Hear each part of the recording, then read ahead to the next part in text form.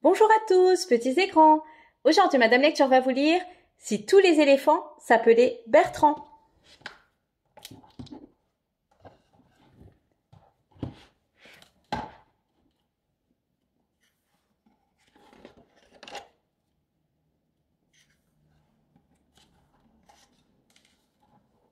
Regardez bien ce petit éléphant. Au pays des éléphants, tout le monde le connaît. Grâce à lui, tous les éléphants ont un joli prénom, comme Marguerite, son amie. Mais avant, c'était un drôle de bazar, car tous les éléphants, filles ou garçons, s'appelaient Bertrand. Même les papas, même les mamans. Une lettre pour Bertrand, un colis pour Bertrand, un paquet pour Bertrand. Pour le facteur, c'était vraiment compliqué de distribuer le courrier au pays des éléphants. Pour le Père Noël, c'était pareil.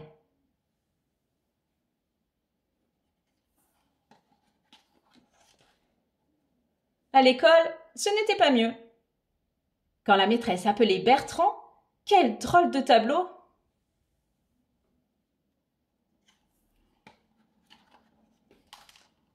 À l'infirmerie, quand le docteur appelait Bertrand, quel drôle de cache-cache!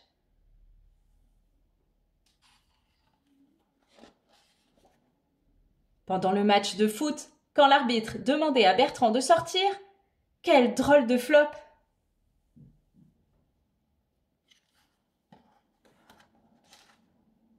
Au parc, quand une petite éléphante chantait « Bertrand, je t'aime !» Quel drôle de micmac!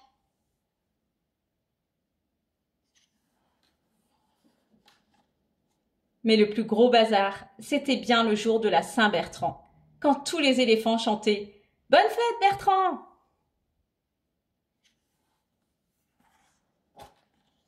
Alors, un beau matin, messieurs Bertrand, Bertrand, Bertrand, Bertrand, Bertrand, Bertrand et Bertrand, 7 grands savants, se sont réunis pour trouver une solution à ce problème de prénom. Le premier proposa que tous les éléphants s'appellent Fernand. Ils furent envoyés sur le champ.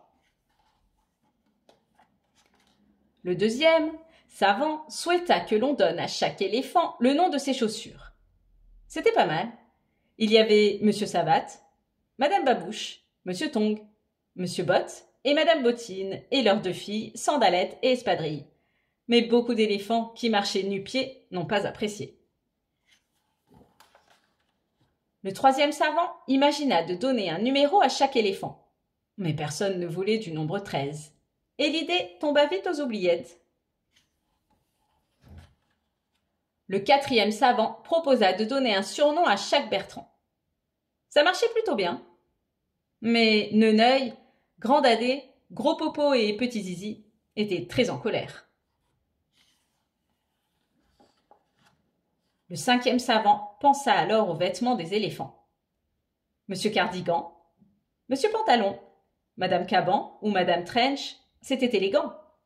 Oui, mais Monsieur Marcel faisait la tête. Le sixième savant essaya de donner aux éléphants le nom de leur plat préféré. Mais il faut bien admettre que Monsieur Saucisse ou Madame Boudin, c'était franchement ridicule. Le septième et dernier savant décida d'appeler les éléphants du nom de leur héros préféré. Mais Bertrand Dracula faisait peur à tout le monde. Les 7 savants, épuisés, furent envoyés d'urgence se reposer au pays des zinzins. Et, finalement, c'est le petit éléphant qui trouva la solution. Les savants qui ont perdu leur chapeau, il les appela ceux qui n'ont plus toute leur tête. Et son amie, celle qui est jolie comme une marguerite. Puis au fil des jours, Marguerite, tout simplement. Maintenant, au pays des éléphants, il y a Rose et Lila, les jumelles qui aiment les couleurs douces. Pierre, celui qui sème des petits cailloux. Aimable, celui qui sourit tout le temps. Clémentine, celle qui s'habille toujours en orange. Il y a même un bébé, celui de Marguerite et du petit éléphant.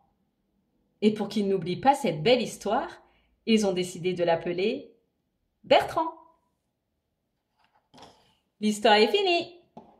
Et n'oubliez pas de vous abonner à ma chaîne pour ne louper aucune nouvelle histoire. À bientôt!